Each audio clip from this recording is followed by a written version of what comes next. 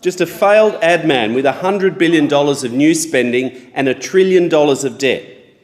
But at the centre of it, the real scam on Australian workers is that real wages under this budget, under this government, will go backwards in the next 4 years. I mean, how do you rack up $1 trillion of debt, $100 billion of new spending over the next 4 years, $142 billion of spending next year, and have real wages in this country go backwards?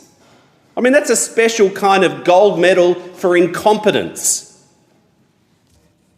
Now, the government says about wages, well, it's just COVID. I mean, it's COVID. We're doing the best we can. That's rubbish. It is a deliberate design feature of Liberal economic management. The facts don't lie. Before COVID, have a look at what happened to wages in this country before COVID. From 2013 to 2019, this is OECD data, real wages in Australia fell. In 2019, real wages in Australia were 0.7% lower than when this mob were elected in 2013. And they've just handed down a budget with $1 trillion of debt that's going to see them go backwards further. In 2019, Australia sat third last place in the OECD out of every developed country before COVID. They'd managed to push wage rises down to the bottom of the developed world. It's no accident. They've opposed the minimum wage increase year after year. They cut penalty rates. They took delight in cutting penalty rates, voting against it about 27 times.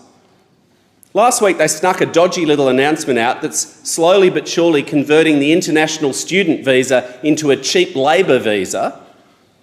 And for the 8th year in a row, they have refused as a government to index the minimum salary that employers have to pay to bring a low-skilled migrant into this country. So 8 years on, you can see the data, meat labourers.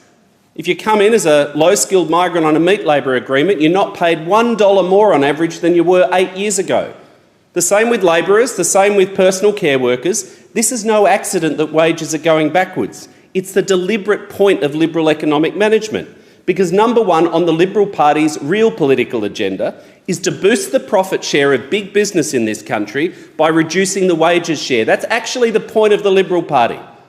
All the aspiration stuff is just marketing spin. That's why they exist. That's who funds them. To boost the profit share of business by reducing the wages share, trashing working conditions and superannuation. And that's what this budget locks in, is lower wages. It also shows that they're bankrupt ideologically. They don't stand for anything anymore. I mean, at least John Howard and Tony Abbott had some beliefs. I didn't like them, but you could point to them and they were broadly consistent. This shapeshifter failed marketing guy as a Prime Minister was sacked from Tourism Australia. He left New Zealand tourism body under a cloud a year before his contract was up.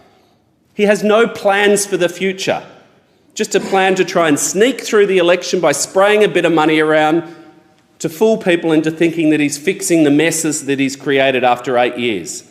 It's just brand propaganda that they're good economic managers. The data does not back that up.